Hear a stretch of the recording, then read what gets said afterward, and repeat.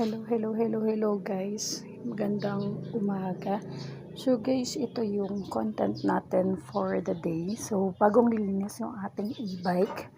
Okay, so ginawa ko yung content na to contradict naman yung other vlogs na napanood natin before. Kasi meron mga nag-vlog na after a few months, puro kalawang na yung kanilang mga e-bike. So, sa akin naman guys, this is not to contradict the other vlogs, but of course to give awareness and to share na rin yung best practices on how we can maintain yung condition ng ating mga e-bike. So, as you can see guys, yung ERVS to natin na to guys is about 3 months old na today. It's exactly 3 months.